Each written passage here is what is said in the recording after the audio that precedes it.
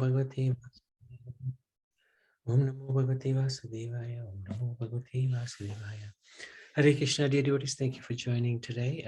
We would like to seek the blessings of Radha Krishna, Krishna Balaram, Gaunitai, Srila Prabhupada, Guru Maharaj, to continue with the Srimad Bhagavatam 11th Canto, chapter number 2 today. And wanted to seek the good wishes of the assembled Vaishnavas so that we can do the same. So this is a verse, a nice verse from the second chapter, 55th verse. Shyajahedyam nayasya sakshat Tari ravasabito api agohanasha Pranaya rasanya Titankri padma Sabhavita bhagvat pradhana yukta. The Supreme Personality of Godhead is so kind to the conditioned souls that if they call upon Him by speaking His holy name, even unintentionally or unwillingly, the Lord is inclined to destroy innumerable sinful reactions in their hearts. Therefore, when a devotee who has taken shelter of the Lord's lotus feet chants the holy name of Krishna with genuine love, the Supreme Personality of Godhead can never give up the heart of such a devotee. One who has thus captured the Supreme Lord within his heart is to be known as Bhagavat Pradhan, the most exalted devotee of the Lord. So, very nice verse indeed. Intentionally or unwillingly chanted the holy name, they get so much benefit. So what to speak of chanting it with attention and also lovingly. So this is, we are in a extremely fortunate position to be there. Hopefully we won't waste our opportunity. So this begins quite a philosophical part of the Bhagavatam. And this chapter is entitled Maharaj Nimi Meets the Nine Yogendras. In this chapter, Narad Muni gives instructions in Bhagavad Dharma to the faithful and inquisitive Vasudev, the father of Krishna, by recounting a conversation between Maharaj Nimi and the 9 Yogendras. So this flows over a number of chapters now, because there's 9 Yogendras, and each one, more or less each one, has some instructions for Maharaj Nimi, because Maharaj Nimi has many questions. So, greatly eager to see Lord Krishna, Devarsi Narad resided almost exclusively in Dwarka. So he was in and out, but a lot of time he spent in Dwarka. In this material world, the conditioned souls are confronted by death at every step of life, and thus who would not render service to Mukunda. So Mukunda is one who gives liberation, who is worshipable even for the greatest of liberated souls. One day, Narad went to the home of Vasudev, and after worshipping Narad with suitable paraphernalia, seating him comfortably and respectfully bowing down to him, Vasudev spoke as follows. Your visit, like that of a father to his children, is for the benefit of all. Whilst the activities of demigods leads to both misery and happiness for living beings, the activities of great saints like you result only in happiness of all living beings. So demigods, they're in charge of nature. So their job is to bring both sunshine and rain as well. Those who worship the demigods receive reciprocation from the demigods in the way just corresponding to the offering. So it's a business transaction. I do this, you'd give me this. But sadhus are actually merciful to the fallen. So this is a really powerful statement. The sadhus, they are beyond reproach. They give without anything back in return. They're just so compassionate. This is the nature of the sadhu. Vasudev, bewildered by Lord's illusory potency, had previously offered worship to the Supreme Lord Ananta for the purpose of getting a son, but had failed to worship him for liberation. He asked Narad to instruct him. So Vasudev is a little different category because it is eternally the father of Krishna, as is Nanda. But this is a good example for us. yes, we may have some desire to serve the Lord in a certain capacity. Please become my son, or let me become your son, something like that. But the thing is, if we're not careful, we can miss the whole point of why we are connecting with him, because we want to be with him eternally, always. So it's not that we want him as our son for one lifetime, and then after that, well, we'll enjoy ourselves. The whole idea of connecting with the Lord is to be with him eternally.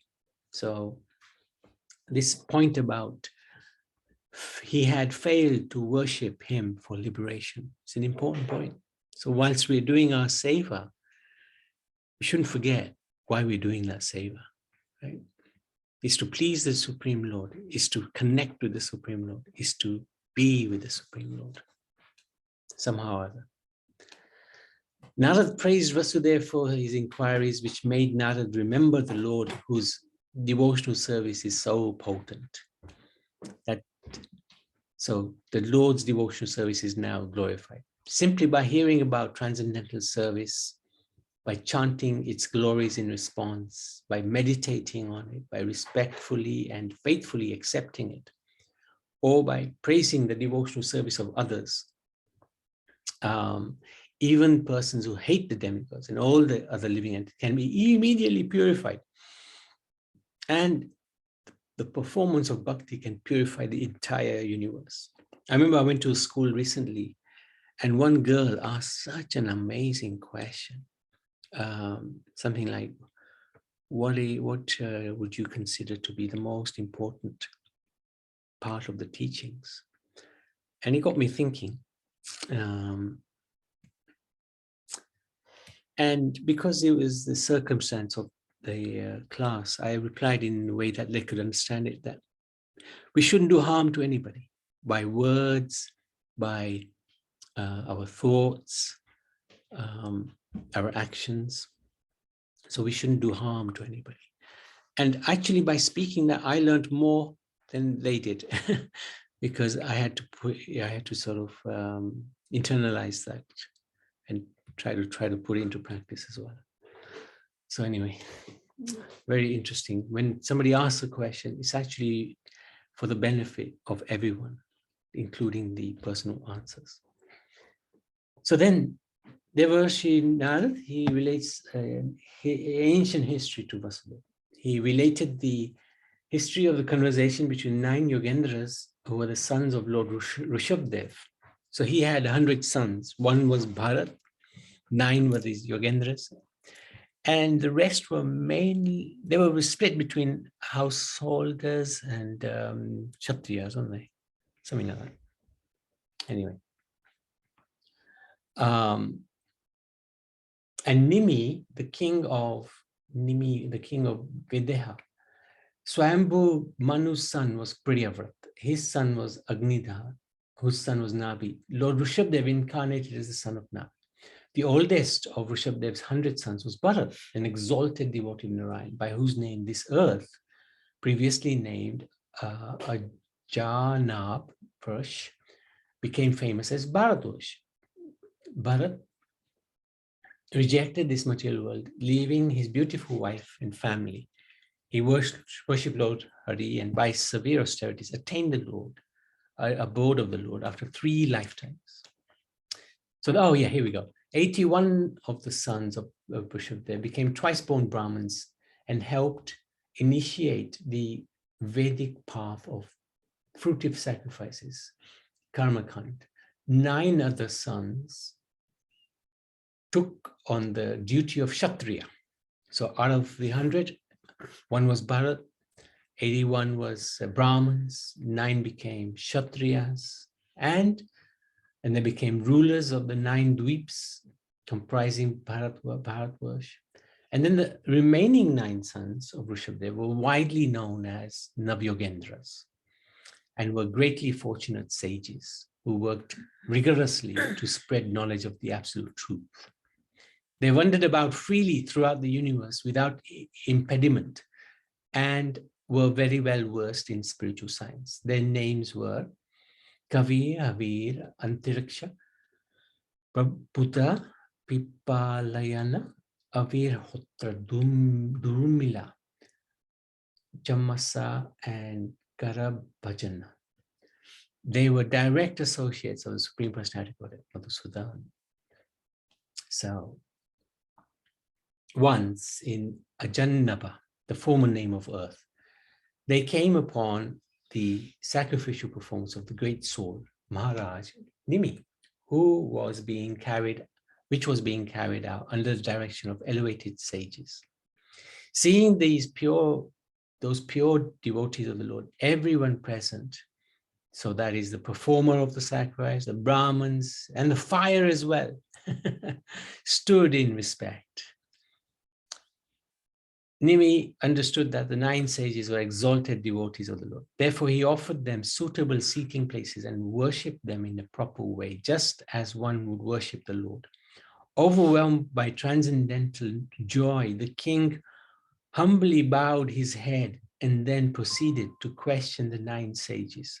These 9 great souls glowed with their own effulgence and thus appeared equal to the 4 Kumaras, the sons of Brahma.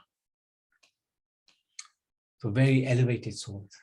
King Vidha, that's Nimi, said, the pure devotees of Lord Vishnu wander throughout the universe, not for their personal selfish interest, but to purify all the conditioned souls.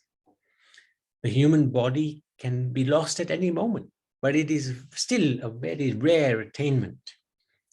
Still rarer is to get the association of the confidential devotees of Lord of Vaikuntha while in this very human body.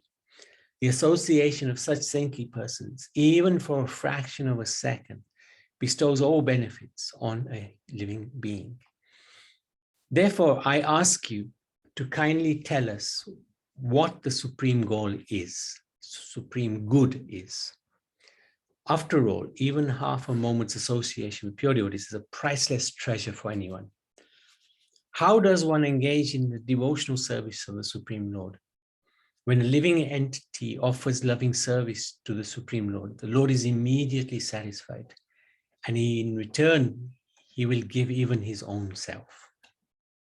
So then they begin to answer one by one. In answer to King's question, one of the 9 Yogendras, Kavi, spoke as follows.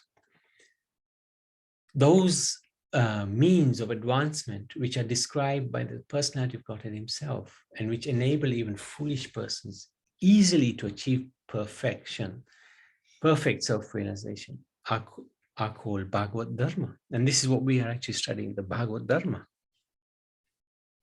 This Bhagavad Dharma, manifested as service to the lotus feet of the infallible Supreme Lord, eradicates all fear for the living being. By abiding in Bhagavad Dharma, one will never stumble or fall, even while running with both eyes closed.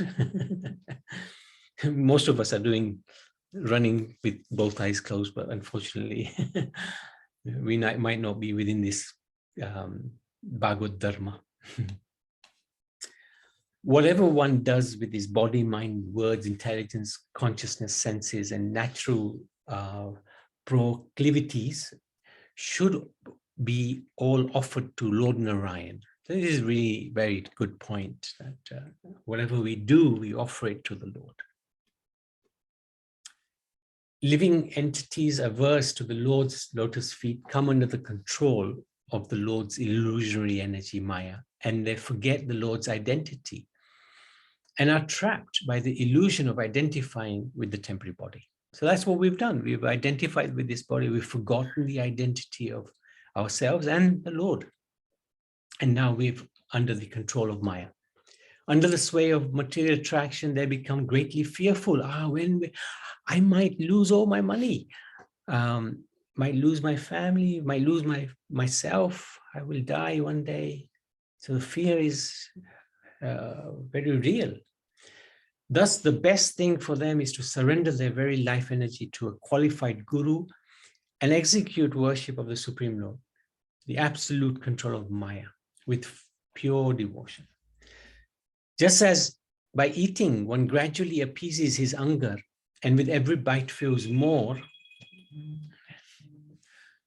and more satisfied and nourished. A surrendered devotee achieves a detachment from all objects, other than Krishna, of course. We don't want to be in a situation where we're so detached, we don't even care for Krishna. He gains direct personal experience of the Lord and relishes pure love for the Lord, all simultaneously. This imaginary experience of a world separate from Krishna can be compared to the acts of dreaming and desiring. When the conditioned soul dreams at night of something desirable or horrible, or when he daydreams of what he would like to have or avoid, he creates a reality that has no existence beyond his own imagination. So a lot of people are in that situation. They just daydream. They can't be bothered to actually do anything.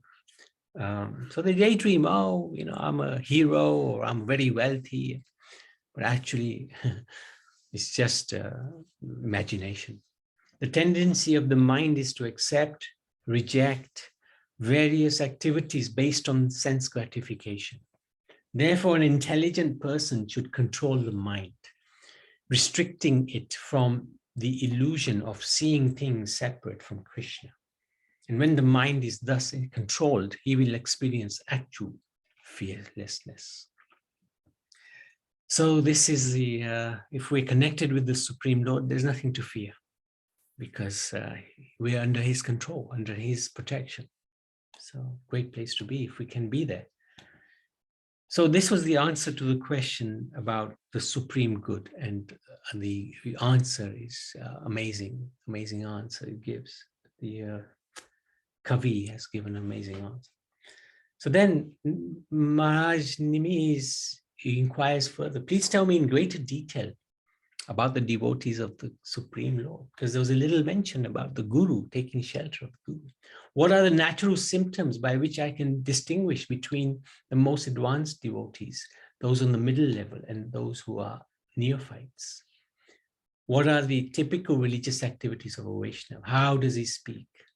Describe those symptoms and characteristics by which Vaishnavas become dear to the Lord. So then Havir, another one of the 9 Yogendras, spoke, describing the different characteristics. One who offers prescribed worship with faith to the deity of Lord Vishnu, but has no devotion for Vaishnavas and things related to Vishnu, is a materialistic devotee. So simply, yes, I will worship the Lord. I don't care for anything else or anybody else. I don't care for the devotees of the Lord. That's a materialistic devotee. One who shows love for the Lord, friendship to the devotees, mercy for the ignorant, indifference for the enemies of Vishnu and the Vaishnavas, is an intermediate devotee. Madhya Adhikari, we call them. This is Kanistha, this is Madhya. And then we have Uttama Adhikari, one who sees the presence of Supreme Lord in everything and sees everything within the Lord, is the topmost. So we've heard this a few times, different places. 6 Goswamis emphasize this, Rupa Goswami especially. Then these last 8 verses of this chapter, I think we describes the characteristics of a pure devotee. Even while engaging his senses in contact with their objects, one who sees this whole world as the energy of Lord Vishnu is neither repelled nor elated. So something good happens, no problem. Something bad happens, no problem.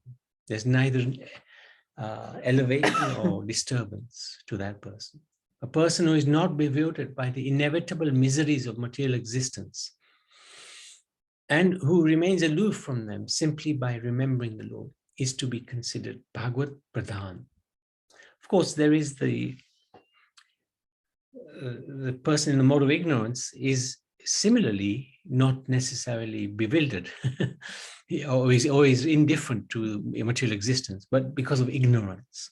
So, for example, the drunkard, he doesn't know he's in misery, but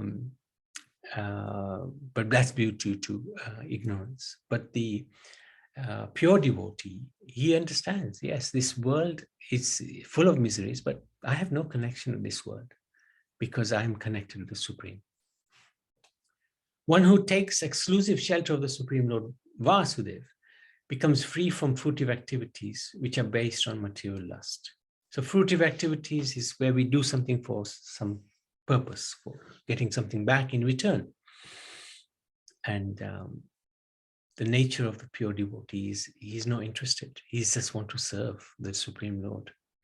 One who has taken shelter of the lotus feet of the Lord is freed from even the desire to enjoy material sense gratification. Plans for enjoying sex life, social prestige, and money cannot develop within his mind. If one enjoys a prestigious position within society because of his parents, one becomes infatuated with himself. So we see this time and time again. It's not uncommon. But if despite these excellent material qualifications, one does not feel even a tinge of pride within himself, he is to be considered the dearmost servitor of the Lord. When he is no longer concerned with the pleasure of his own material body, he becomes fully peaceful and satisfied. This is a really tough place to be, of course. It really has good understanding, not just theoretical, but practical understanding. He considers himself simply one among all living beings who are equal part and parcels of the Lord. A pure devotee will not give up the Lord's shelter, his shelter at the lotus feet of the Lord for a single moment. Indeed, not for half a moment, even in exchange for the benediction of ruling and enjoying the opulence of the entire universe. The Lord is so kind to the conditioned soul that if they call upon him by speaking his holy name, even, this is the verse that we read, unintentionally or unwillingly, the Lord is inclined to destroy innumerable sinful reactions in their hearts. Therefore, when a devotee has taken shelter of the Lord's lotus feet, chants the holy name of Krishna with genuine love, the Lord can never give up the heart of such a devotee. One who has thus captured the Supreme Lord within his heart is known as Bhagavad Pradhan, the most exalted devotee of the Lord. So that's the end of chapter 2. It's quite philosophical. In fact, the next many chapters are in the same sort of thread. Yeah, very nice. Really good to understand philosophy as described in the Bhagavad. Any questions? Any comments? Otherwise, Madhusudan Prabhu, do you want to do yesterday's? We didn't really go through that in any particular detail. Would you like to go through yesterday's one as well, Madhusudan Prabhu? Yeah, I can go through that one. Okay. So, yesterday's, yeah.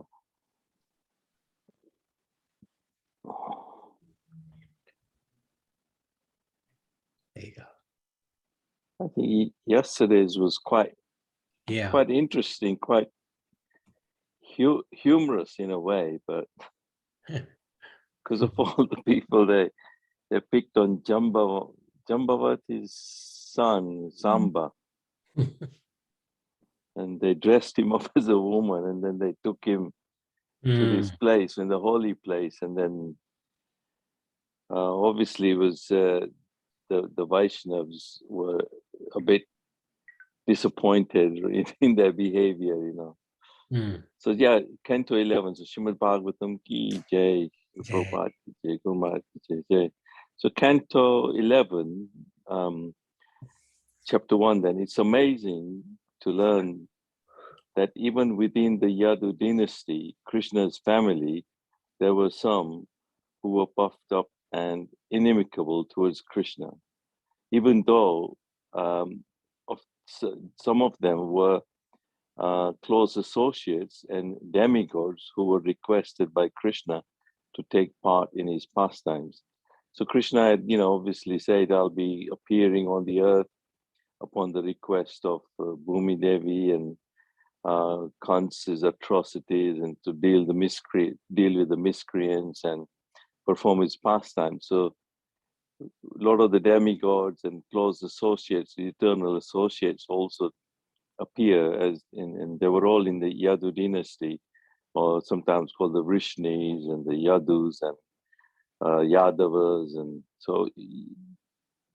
But obviously, Krishna is now trying to wind up his pastimes, and he is not going to leave any remnants of his dynasty. Even because they're all as powerful as Krishna. They were very, very, almost with the same potencies as Krishna. So, but then to wind up somehow, he has to have some element of this inimical behavior towards Krishna. So they were puffed up, and so with this attitude, they can be more of a burden on the earth, like other demons Krishna had to read off to lessen the burden. So obviously, if he leaves any of the Yadus, they can be as powerful, and then later on they might cause problems. So to wind up his pastimes, he had to put in place a plan to deal with his own dynasty. So Samba was obviously dressed up as a woman. They went to the sages, even Narad Muni, and they were all there at the Brahmins, and they said, "Oh, is it a boy or a girl?" And then they made mockery, and they were obviously told that there's going to be a club, an iron club, that's going to be the downfall of the dynasty. So when they looked underneath the dress, they did find an iron club, and then they just deal with that iron club. So this shows that even within Krishna's family, when we find within our family some people are favorable, not favorable, problems, is that it's going to happen. But Krishna obviously does his pastimes, and there's always a reason why. Sometimes even within our family, sometimes there is some sort of problem, and then you drifted away, and you end up going towards Krishna's. But obviously, it happens. Once you start going towards bhakti, you do start to distance yourself from certain family members, or they may not be as favorable or whatever. But that's not surprising. In other words, birth cannot constitute the qualification for a respectable person, even when one is born in the Lord's own family or in the Acharya's family, what to speak of an ordinary wealthy or a learned family. So, Canto 11 starts to reveal these pastimes. It's going to bring it down for dynasty. But he said also, like in the Acharya's family, the Prabhupada's own family members were not as favorable, even to this day. Today, the family may be looked after by ISKCON to a certain extent, but they were not all as advanced as Prabhupada was. So sometimes it happens, So again, chapter 2 then, we get to understand what Bhagavad Dharma is, as explained by Kavi, one of the 9 Yogendras. So as Kavi says, he says that I consider that one whose intelligence is constantly disturbed by his falsely identifying himself with the temporary material world can achieve real freedom from fear only by worshipping the lotus feet of the infallible Supreme Lord. In such devotional service, all fear ceases entirely. So this the only way to overcome fear is to take shelter of the Supreme Lord. Otherwise, we're all the time in fear. Fear, like you mentioned, so that's Kavi is one of the 9 Yogendras. He starts to talk about Bhagavad Dharma, and later on he goes on to explain.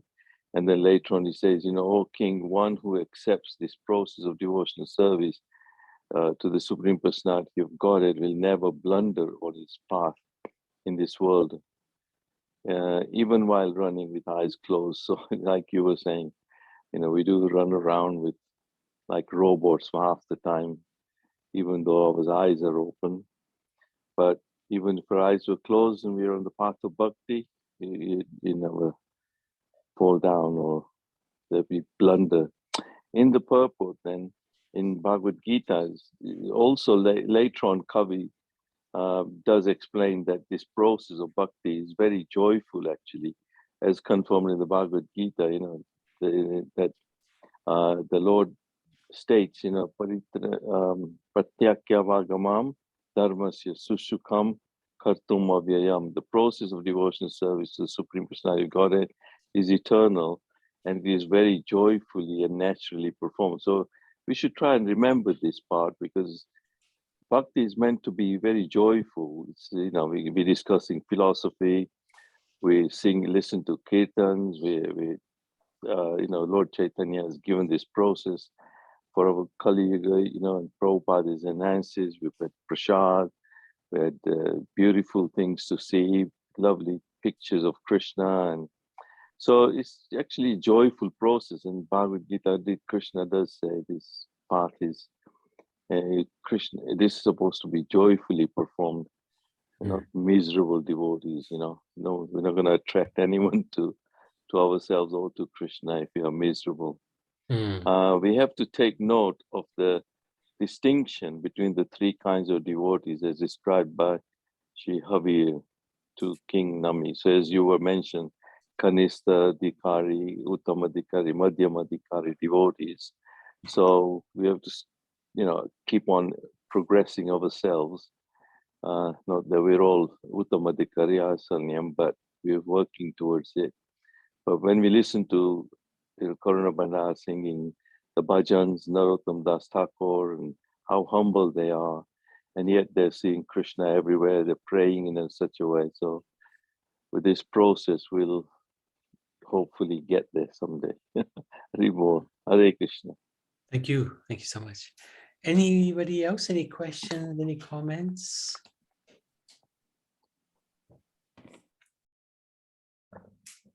Okay, Srimad Bhagavatam ki